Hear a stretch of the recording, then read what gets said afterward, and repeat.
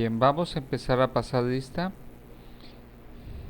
Eh, Alejandra Flores Mayo, Presente. gracias. Carmen Hernández Heredia, Presente. gracias. Elide Chan Alday, Presente. gracias. Ligia Chimedina, Presente. gracias.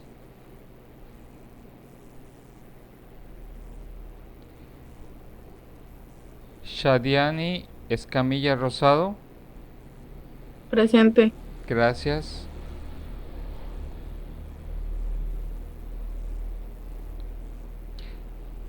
Solángel Calles Chan,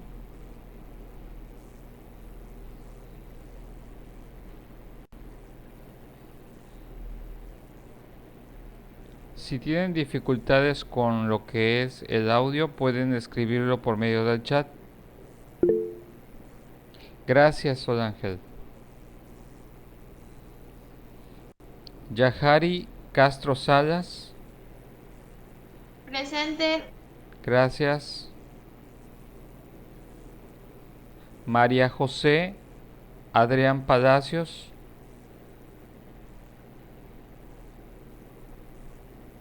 Presente. gracias. De nada. Jesús Enrique Balagno, Presente. gracias. Y Mariana Canchezul, Presente. gracias. Bien. En primera instancia, por ejemplo, veo que la gran mayoría, pues, pudieron realizar lo que es, pues, la tarea que les pedí. Solamente me gustaría puntualizar el tema que vamos a estar viendo a partir de ya a partir de este mes, es a partir de lo que son algunos temas del libro, para que más que nada pues ustedes tengan algún respaldo y podamos estar comentando, ¿sí? Recuerden, antes de que empecemos nosotros con lo que son algunos elementos que vamos a estar viendo más adelante con respecto a los temas relativos al conductismo, es importante lo que es determinar cuáles son las bases. En este caso, vamos a empezar a ver, por ejemplo, lo que son algunos aspectos el día de hoy con respecto a lo que son los antecedentes históricos con respecto a la psicobiología, de algunos aspectos del desarrollo de la mente y el desarrollo histórico en general de lo que son los estudios de reflejos. Lo interesante de todos estos temas que vamos a estar viendo es que nosotros podamos comprender y de alguna otra forma desarrollar la comprensión de cada uno. En esta instancia, por ejemplo, vemos, por ejemplo, que en primera instancia tenemos con respecto al tema, tenemos nosotros uno de los primeros antecedentes que nosotros tenemos es la perspectiva de René Descartes. Bien, en este caso, por ejemplo, me gustaría ver si puedo apoyar lo que es Enrique. Háblanos un poco con respecto a la perspectiva de René Descartes. ¿Qué es lo que tú comprendiste en sí de la perspectiva de este teórico?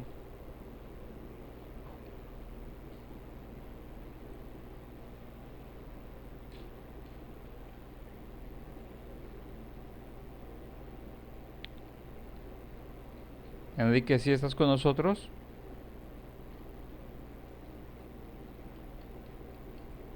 Sí, maestro. Sí.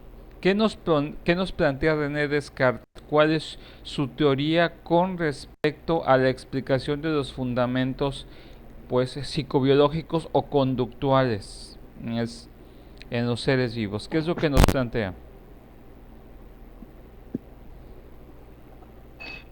En la parte inicial, pues que,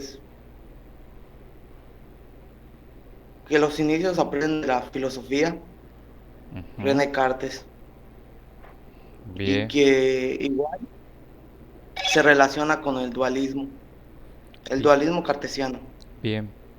¿En qué consiste este dualismo cartesiano, Enrique? en dos tipos de conductas, voluntaria e involuntaria. Ujú. Muy bien.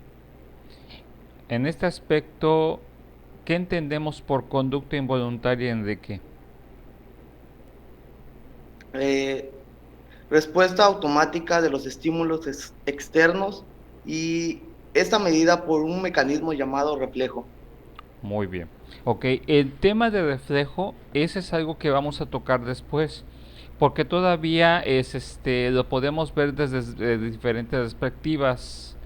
La perspectiva interesante que vamos a tener con respecto a al ámbito de reflejo no es la misma y quiero que y quiero puntualizar esto que me pareció interesante de René Descartes.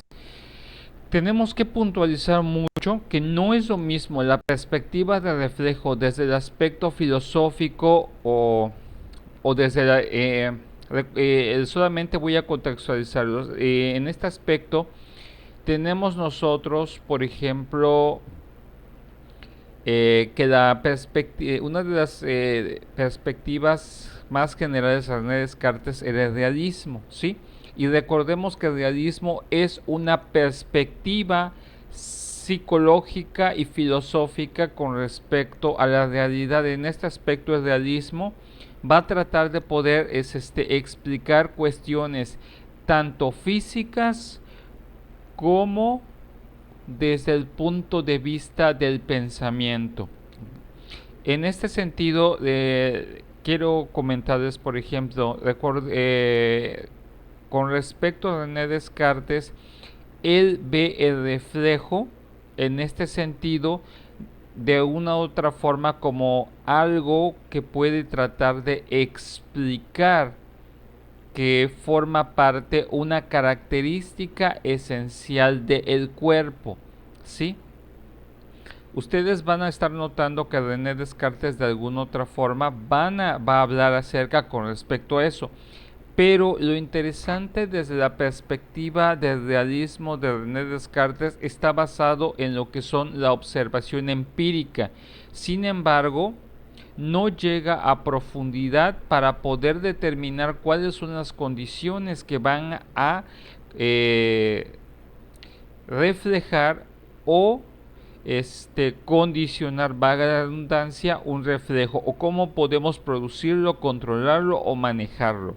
Lo único que va a hacer de esta forma René Descartes con respecto al término reflejo va a ser explícitamente solamente de forma descriptiva, pero no hay un proceso de intervención en el reflejo, a diferencia de lo que nosotros vamos a ver más adelante en las otras teorías que ya están centradas en el control y el manejo y en la producción de lo que es este fenómeno llamado reflejo. Muy bien. En este sentido, sabemos que una respuesta automática, según la perspectiva de Descartes, dice que es una respuesta automática a estímulos externos. ¿Alguien me puede dar un ejemplo con respecto de una conducta involuntaria que tenga estas características? Que sea una respuesta automática a estímulos externos. Cuando, Como cuando, Eh, ah, cuando, cuando te sí, dan sí, un Enrique. toque, Ujú. cuando te dan un toque por el doctor en la parte de la rodilla, tu rodilla, o sea, más bien tu pierna, da como una patada, es un Ujú. reflejo involuntario y lo causa el externo sería el martillito donde te dan en la rodilla. Ujú, muy bien, eso es buen ejemplo. ¿Ibas a comentar algún ejemplo, Shadiani? Ese mismo. Sí, lo interesante de esto que vemos nosotros, recordemos, en este aspecto, con respecto al reflejo, de alguna otra forma, vamos a determinar desde la perspectiva del dualismo cartesiano, en primera instancia, que por ejemplo, que de alguna otra forma van a ser como una especie de bases para poder explicar ciertas condiciones en los sujetos, para poder decir que, por ejemplo, la mayoría de las veces, por ejemplo, el sujeto va a responder en, en una observación de conducta de acuerdo a la naturaleza del tipo de estímulo. En este caso, por ejemplo, cuando hablamos acerca de un estímulo involuntario, está explicado más adelante dentro de una característica propia de respuesta ya programada en nosotros. Lo interesante dentro de una conducta involuntaria es que normalmente no está planeada, no está pensada, no está programada por otra persona, sino que es una respuesta automática del cuerpo ante un estímulo particular. Esto es algo que de alguna otra forma nos va a ayudar a determinar, por ejemplo, por qué algunas personas normalmente van a tener cierto tipo de respuesta fisiológica. La base de la conducta involuntaria es netamente fisiológica, que en algún momento es como tu cuerpo responde, a diferencia de una conducta voluntaria. En este sentido, por ejemplo, Ligia, tú, eh, con respecto a este tema del dualismo cartesiano, eh, ¿qué nos dice René Descartes con respecto a la conducta voluntaria?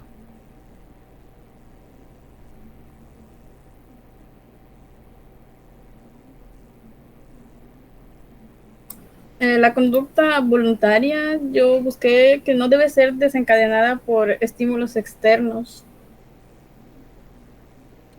Ok, Ocurre a el propósito consciente. ujú, muy bien. Esta es la que normalmente con la que vamos a estar trabajando. Bien, ¿alguien más que tenga una perspectiva un poco más profunda con respecto a qué nos referimos con conducta voluntaria? Bueno, yo entendí que es causada por nosotros mismos, ya que tiene un propósito. Bueno, entendí que un ejemplo de esto es que si tenemos hambre, nosotros mismos vamos y agarramos la comida porque está hecha para un propósito, el cual es alimentarnos. Bueno, eso entendí. Ok, bien, bien. Creo que en este punto sí tenemos que tener en cuenta estos dos aspectos importantes desde la perspectiva de lo que es René Descartes, ¿sí? Cuando hablamos con respecto al tema de Descartes, vamos a estar identificando el tema de que unas cuestiones que están relativas al uso de un aspecto de propósito, ¿sí? En este sentido, tenemos nosotros lo que es, por ejemplo, lo que es una conducta voluntaria, va a estar determinado normalmente porque está de alguna otra forma determinado por cuestiones arbitrarias, ¿sí?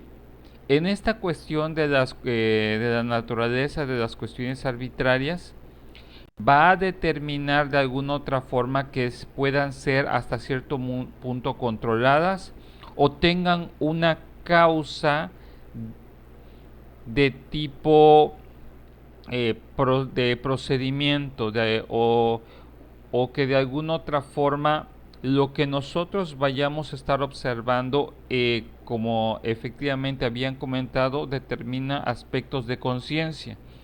Y en este aspecto yo debo de entender que esta conducta va a tener una explicación racional y lógica para que se dé, a diferencia de la conducta involuntaria, en donde estaríamos nosotros observando que la mayoría de las veces, por ejemplo, son simples respuestas de los sujetos ante un estímulo.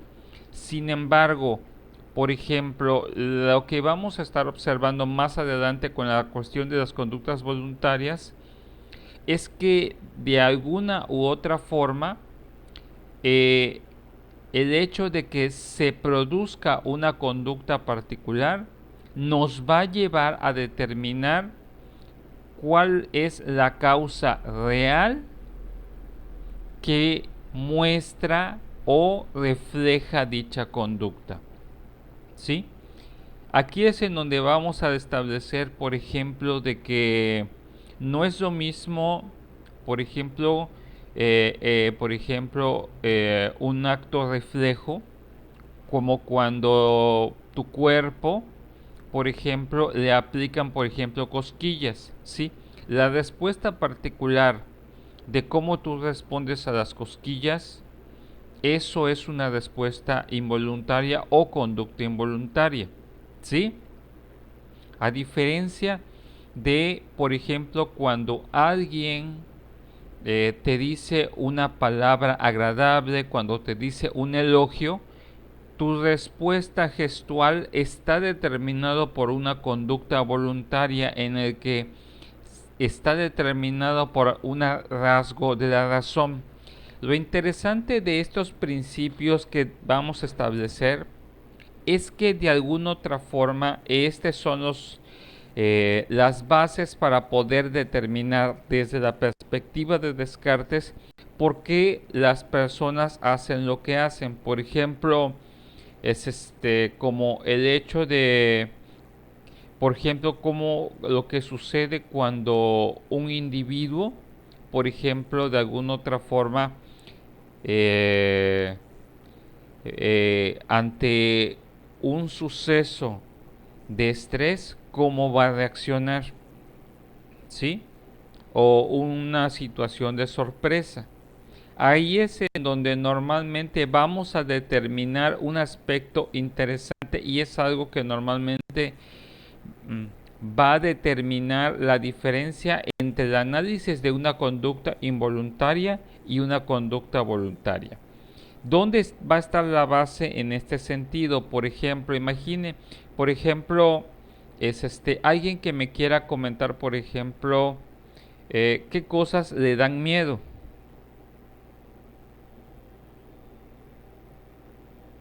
Un ejemplo.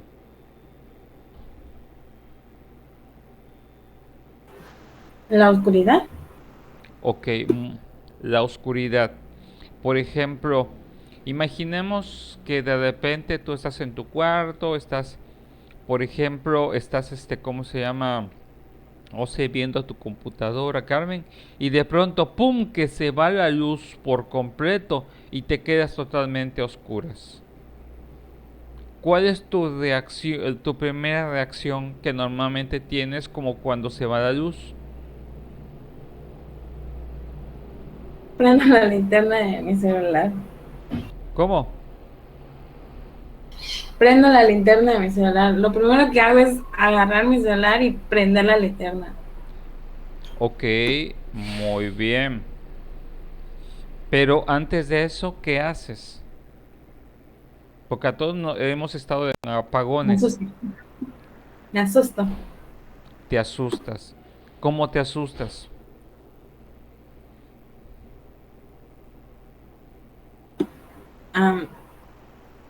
No lo sé, por ejemplo, estoy haciendo la tarea y se va y es como que, ay, y agarro el celular O sea, mi primer movimiento es reaccionar involuntariamente, es agarrar mi celular y prender Ok, mi... y listo. muy bien. Ok, en el ejemplo que nos está dando Carmen, estamos viendo una conducta involuntaria y una conducta voluntaria. ¿Quién me puede tratar de identificar dentro del ejemplo que nos amablemente nos compartió Carmen? ¿Dónde está el ejemplo de la conducta voluntaria y dónde está el ejemplo de la conducta involuntaria? ¿Alguien que lo haya observado o lo haya escuchado Ah, más que nada? ¿Shadani? creo que la involuntaria es asustarse, porque ella no esperaba asustarse. Y Ok, la voluntaria fue agarrar el celular porque ya su mente lo dijo, ya pensó, "Oh, voy a agarrar". muy bien. De hecho, específicamente, por ejemplo, su reacción es como cuando suspiró. Ese ejemplo que hizo automáticamente, que ya está programado a nivel fisiológico, ustedes lo escucharon con eso. Ah, eso es como una especie de suspiro, ¿sí? Como una contracción respiratorio ante una impresión. Esa es una conducta involuntaria, ¿sí? Lo que hizo después ya se vuelve una conducta voluntaria porque tiene una razón de ser para un propósito específico, ¿sí? La naturaleza que vamos a ver dentro de la teoría de Descartes es que la primera reacción que tú tienes como sujeto ante un estímulo, por lo general, explicándolo desde la perspectiva de Descartes, sería tu conducta involuntaria. Lo primero que haces, lo primerito que haces o como diríamos, cómo reaccionas en ese aspecto, cómo es tu reflejo. Respiras, saltas, brincas, gritas. Hay gente que de repente se va a la luz y grita como si le hubieran pegado en el dedo chiquito del pie izquierdo. Y hay gente que de repente simplemente se queda, y su reacción se queda paralizada, catatónica. Y ya en un principio, y como que tarda en responder, y ya después. La primera reacción siempre va a ser la involuntaria. Lo que haga después de eso, eso ya va a ser una conducta voluntaria. ¿Sí quedó entendido esos aspectos desde la perspectiva de Descartes o alguien tiene dudas? Quiero ver cómo andamos para que, para que no se me confundan. ¿Cómo vamos? ¿Sí quedó entendido este aspecto? Porque la mayoría vi que son aspectos muy... Me pusieron mucho tecnicismo, pero lo que me interesa es que lo entiendan. No es lo mismo la definición técnica a que lo puedan comprender. No sé si lo entendieron todos. De mi parte, sí. Muy Sí, bien. igual a mí. Bien. Ese es en la parte de, por ejemplo, de acuerdo a lo que llamaríamos desde la perspectiva de Descartes. En primera instancia, y solamente estamos observando la conducta desde afuera. Sin embargo, sabemos que de alguna otra forma es desde esta perspectiva tenemos nosotros que estar evaluando otros aspectos de la realidad, ¿sí? Otros aspectos de la realidad es, por ejemplo, lo que llamaríamos lo que es la naturaleza de la mente. En este sentido, en el estudio de la mente, por ejemplo, nosotros podemos ver algunas perspectivas. ¿Cuál era la perspectiva que normalmente tenía Descartes con respecto a la explicación o al fundamento de la mente? Este, Mariana, ¿qué nos dices con respecto? ¿Cuál era su teoría, la teoría de Descartes para explicar la mente? ¿Cuál era la teoría filosófica? ¿Y en qué consistía esta teoría?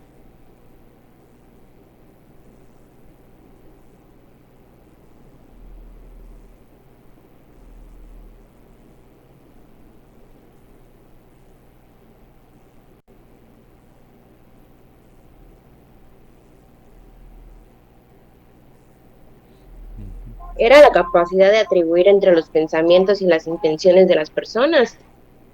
No, no propiamente. ¿Alguien en este sentido sabe cuál era la teoría para explicar lo que es la mente? Porque recuerden, dentro del aspecto dualista solo explicamos la conducta, pero de alguna otra forma Descartes habla mucho del aspecto de que normalmente hay una especie de confrontación entre la mente y el cuerpo. Lo que siempre vamos a estar tratando y lo que siempre trató Descartes es explicar la naturaleza de la mente. Pero ¿qué decía de la mente Descartes? Según Descartes, ¿cuál era su naturaleza? ¿O en base a qué teoría o a qué perspectiva filosófica explicaba Descartes lo que era la mente?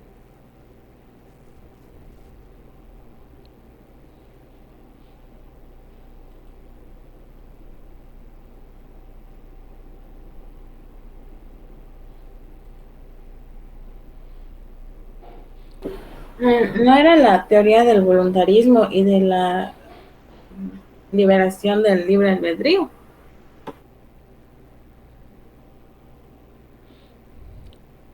Va por allá, pero no tanto por allá.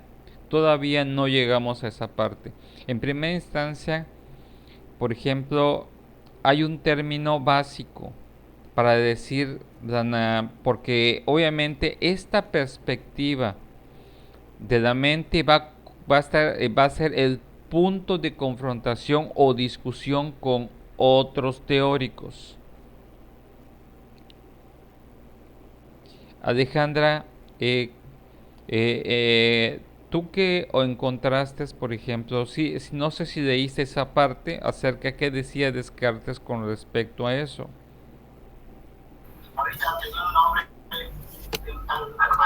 Es de los órganos sensoriales que va el cerebro, la glándula pineal y luego la mente. Muy bien. Ok. Ok. ¿Qué es ¿lo escucharon todos? Vuelve a decirlo otra vez para que lo escuchen tus compañeros. Los órganos sensoriales, después de ahí el cerebro, la glándula pineal y la mente. Bueno, el principio básico de alguna otra forma, entonces, que nos habla de alguna otra forma que la mente tiene un principio fisiologista. Y en este sentido, sí no estaba muy alejado de la realidad. Sin embargo, desde este punto de vista, por ejemplo, lo que plantea Descartes es el aspecto del tema del innatismo. En este aspecto, por ejemplo, porque cuando nacemos, ya nacemos nosotros con una naturaleza biológica y fisiológica y anatómica particular. Entonces, desde esta perspectiva, ¿qué decía con respecto al innatismo? ¿O qué entienden ustedes por innatismo?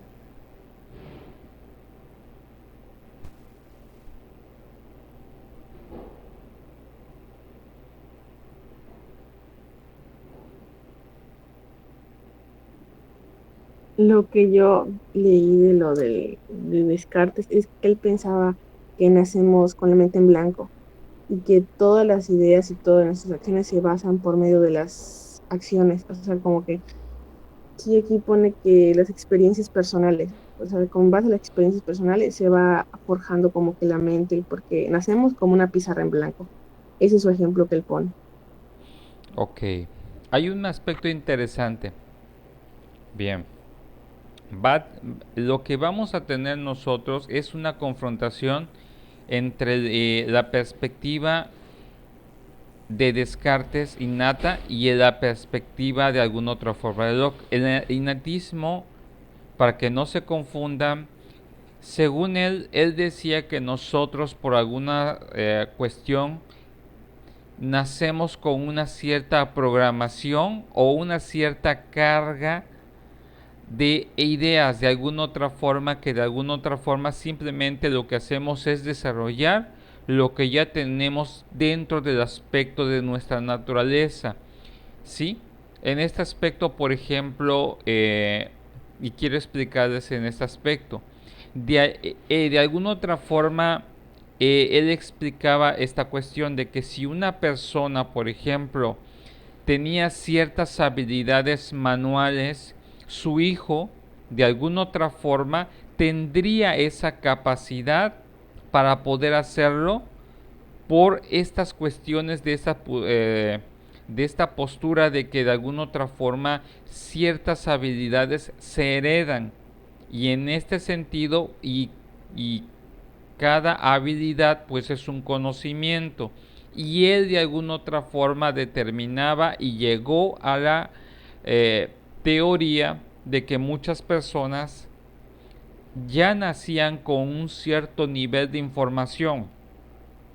Lo único que sucedía es que cuando llegaba su tiempo de maduración, ellos realmente simplemente desarrollaban algo que ya traían dentro de su naturaleza propia, ¿sí?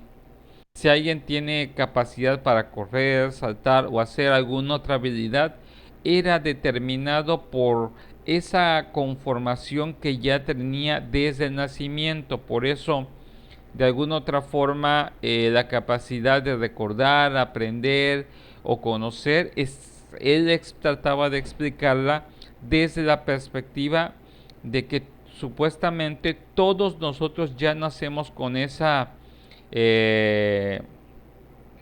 ideas, o en este aspecto esa programación mental para hacer las cosas de determinada forma, ¿sí? Y entonces él decía que la forma en que nosotros hacemos las cosas, eso es a lo que él le llamaba ideas. Sin embargo, el problema real acá es que era demasiado simplista. Pero lo que sí podemos atribuirle de alguna otra forma y no podemos negar es que empezó a tener algunos acercamientos para lo que era el aspecto fisiologista de lo que eran algunas conductas estereotipadas propias de nuestra especie, ¿sí? Porque, por ejemplo, él estableció un punto, así como los leones, así como los leones rugen, así de alguna otra forma, y como las aves vuelan, de alguna otra forma, él en sus perspectivas filosóficas decía, así como el águila vuela y así como el león ruge, el hombre piensa. Y de alguna otra forma sí tiene una conformación básica y real lo que dice. Sin embargo, todavía estaba en esbozos para poder entender lo que era la mente. En este sentido, por ejemplo, el ID, había una confrontación entre Descartes y John Locke. ¿Qué decía John Locke con respecto a la mente? ¿Y cuál era su teoría?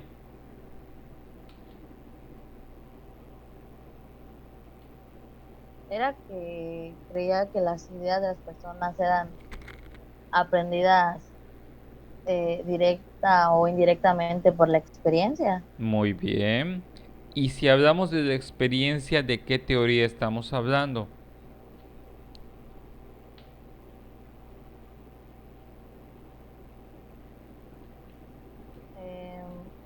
Sería del empirismo. Exactamente, muy bien.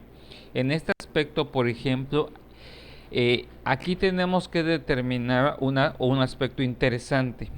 Y este va a ser la confrontación que vamos a tener entre Descartes y John Locke. Él decía, la mente ya se conforma desde la naturaleza propia del sujeto. Y decía John Locke, no, eso lo depende los tipos de estímulos y los tipos de circunstancias y experiencias que haya tenido el sujeto.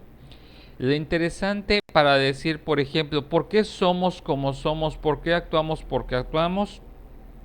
La discusión entre ellos dos estaba en determinar si una persona ya venía con una cierta predisposición para hacer algo o era un proceso que estaba determinado por aspectos experienciales o empíricos que y así lo aprendió.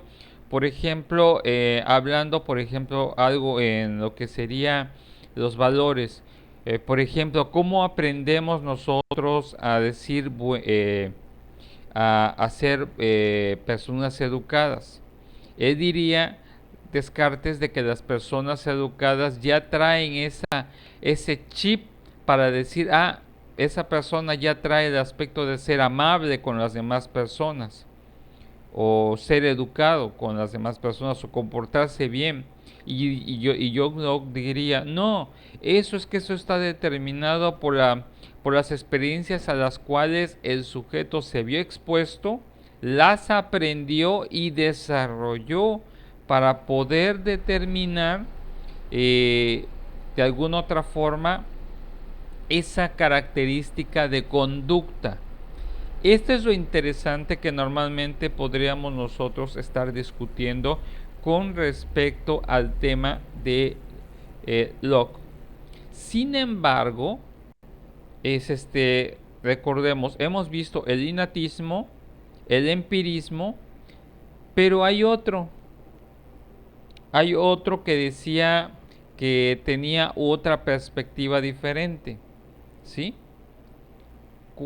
¿Qué decía en este aspecto Thomas Hobbes con respecto a la naturaleza de la mente? ¿Qué decía él?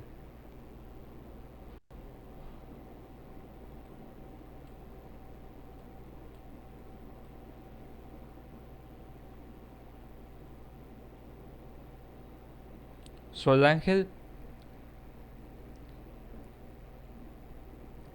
¿qué nos dice Thomas Hobbes con respecto a la naturaleza de la mente, según su perspectiva filosófica o teórica?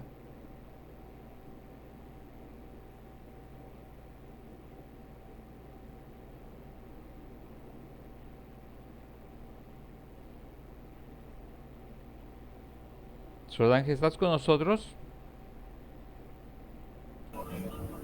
Que hay dos tipos de poderes de la mente, cognitivos y motrices. ¿Puedes explicaros, por favor?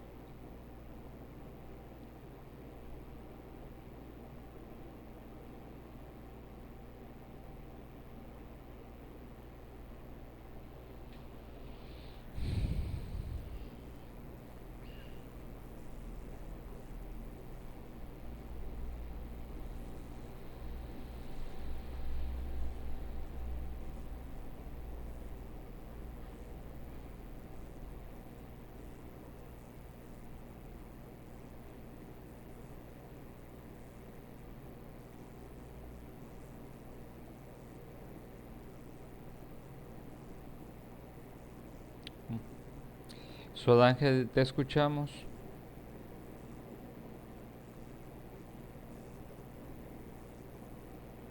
Maestro, ¿podría repetir la pregunta?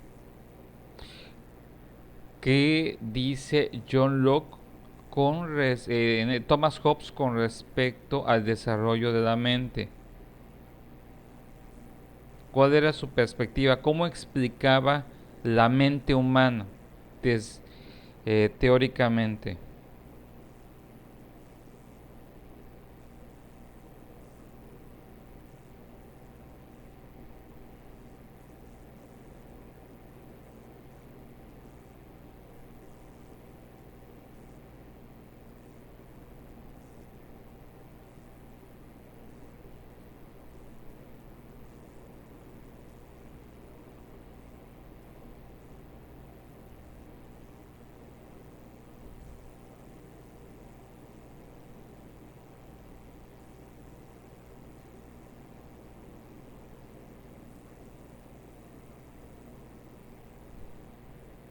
Ujú.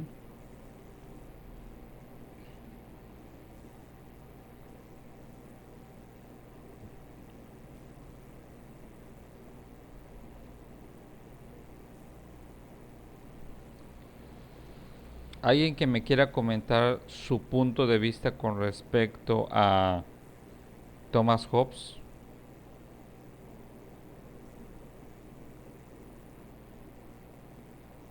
¿Cuál era su teoría? ¿Cuál era la teoría de Hobbes? La teoría de Hobbes su teoría nos explica mucho.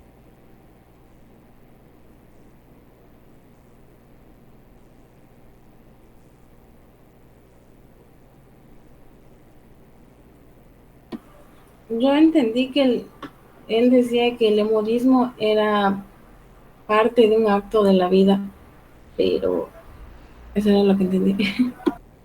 Muy bien. Es hedonismo, ¿no? Muy bien. Ah, cuando hablamos acerca de un acto de la vida, tenemos que entender en qué consiste el término hedonismo. ¿Alguna vez habían escuchado esta palabra hedonismo? ¿Lo habían escuchado?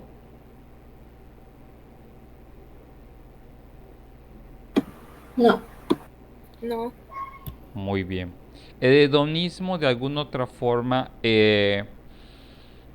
está determinado por lo que es un principio filosófico que está basado en el aspecto de la voluntad hacia el propósito, ¿sí?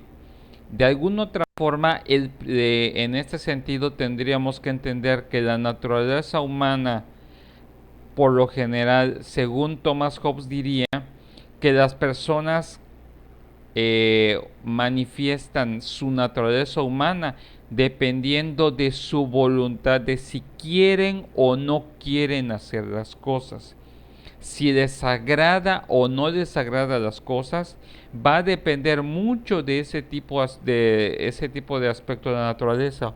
Este término de la naturaleza sobre, por ejemplo, lo que escogemos de alguna otra forma al momento de realizar las actividades está determinado por este principio de hedonismo. Por ejemplo, el principio de hedonismo manifiesta que nosotros la mayoría de las veces buscamos el placer y evitamos el displacer.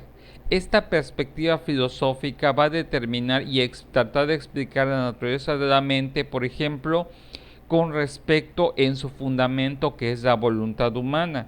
La voluntad humana está determinado por la evitación de cosas que nos resultan aversivas o desagradables, o la excitación o la motivación para hacer algo ante circunstancias que nos agradan o deseamos o nos da placer hacer las cosas.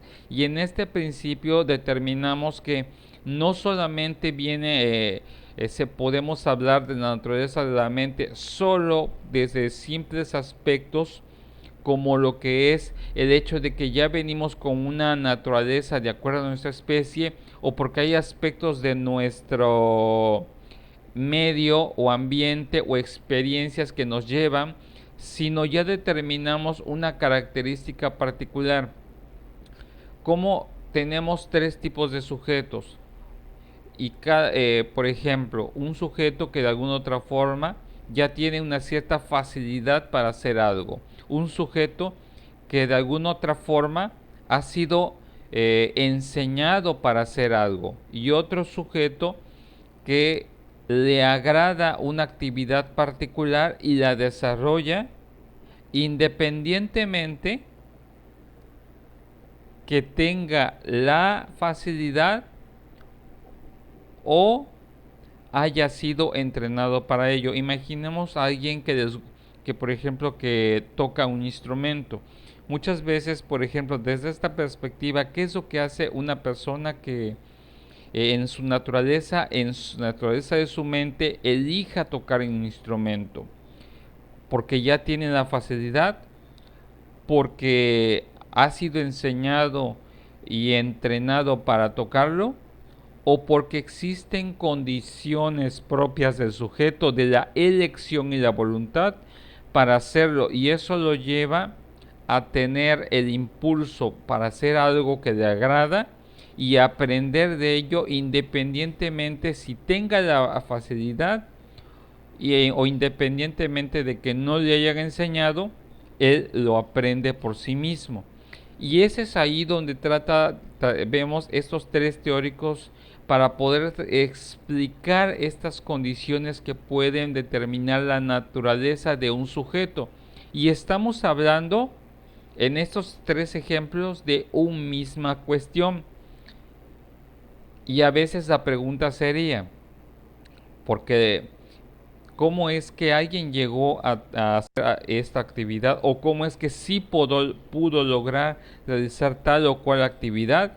Está determinado desde la perspectiva filosófica por si le da placer hacerlo, si de alguna otra forma las experiencias empíricas lo llevaron a que lo haga, o porque hay una predisposición genética u orgánica para hacer las cosas. No sé si quedó entendido este punto de las perspectivas con respecto a la naturaleza de la mente, en este aspecto al desarrollo histórico del estudio de la mente desde las perspectivas filosóficas. ¿Hay alguien que le haya quedado alguna duda o les quedó claro estos puntos de vista de acuerdo a estos teóricos? El hedonismo quiere decir que es la búsqueda del placer y evitar el dolor, porque eso es lo que pone Hobbes sí, referente. Sí, pero desde la efectivamente, y estás en lo correcto, pero de alguna otra forma es por ejemplo, entendemos de alguna otra forma el hedonismo es desde la perspectiva teórica, que es el aspecto de que el estímulo sería de alguna otra forma, o la respuesta, dependiendo más que nada de la respuesta, es que la naturaleza de nuestra mente está determinado, nuestra respuesta o nuestra motivación, ya sea por alcanzar el placer o evitar el displacer.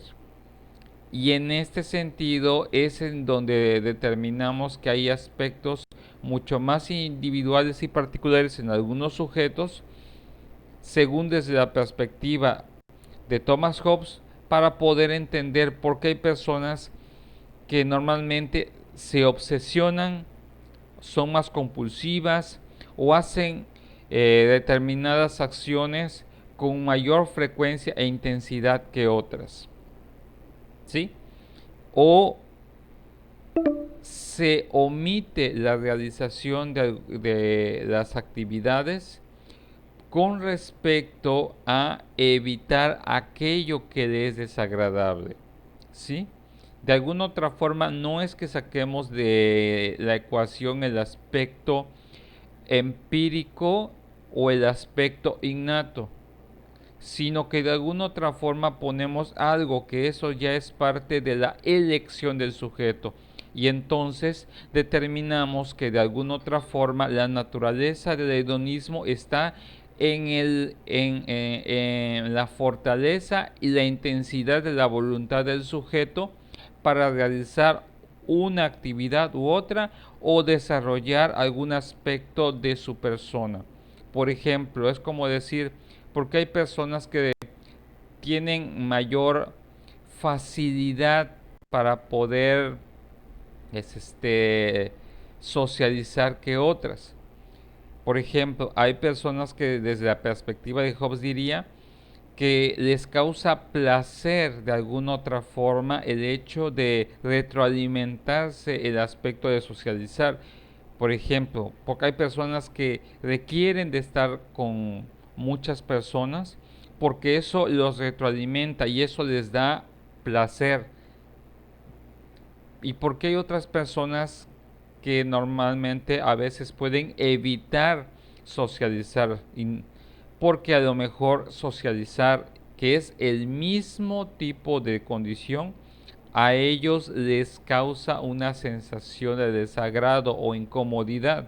Y desde la perspectiva de Hobbes, eso explicaría la naturaleza propia de su conducta por la conformación propia de que así es la persona, por la conformación de su mente.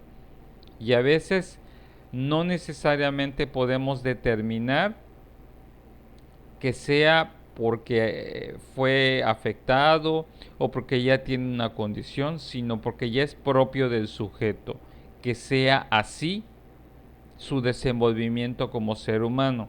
No sé si quedó entendido este aspecto. En el hedonismo buscamos la naturaleza de la voluntad del sujeto, ya sea al placer o al displacer, o evitar el displacer, digo. ¿Sí quedó claro?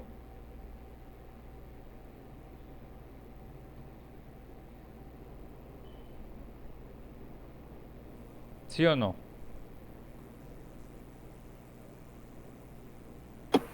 Sí. Muy bien. Por ejemplo, otro de los aspectos, antes de entrar, o también íbamos a ver, por ejemplo, el tema de lo que es la asociación. ¿Qué entendemos nosotros por el concepto de asociación desde el punto de vista psicobiológico o conductista? ¿A qué nos referimos con esto?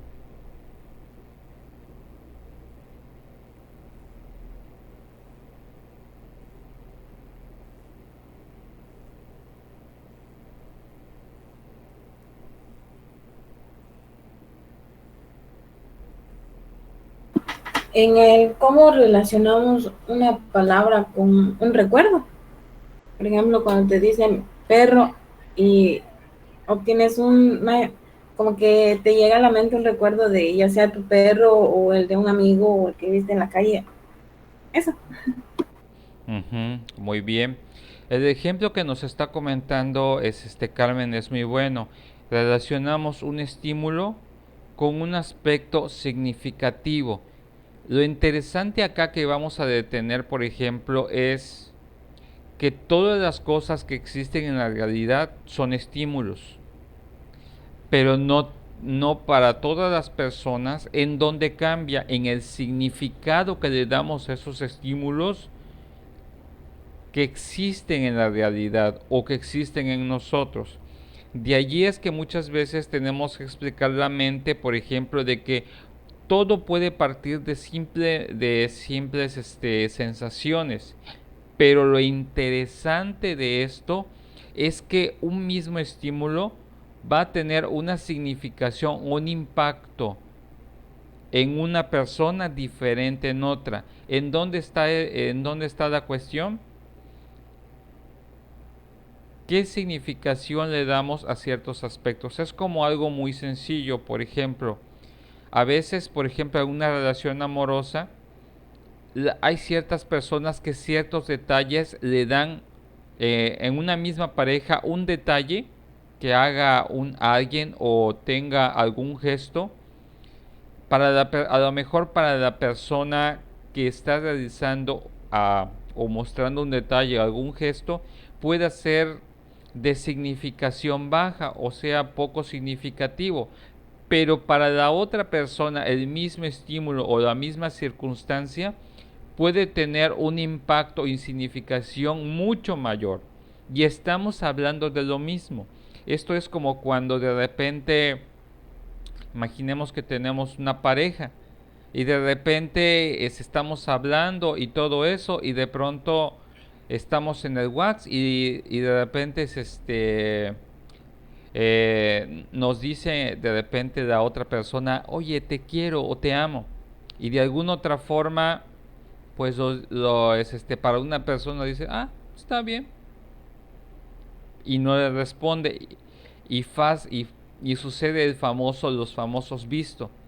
Para la persona que supuestamente de alguna otra forma aplicó el estímulo que esperaba una retroalimentación, se vuelve bastante complejo, porque a lo mejor dice, me dejó en visto, ya no me respondió, ya no me ama, ya me siento mal y todo eso. Y ahí es en donde vemos el aspecto, un mismo estímulo, que a lo mejor simplemente es que no le respondió o de donde no hubo la respuesta esperada. En uno pues no se dio la necesidad de responder y en el otro el hecho de no responder significó algo mucho mayor de lo que no era. No sé si me explico este aspecto con respecto al ejemplo de la asociación o alguien que tenga dudas.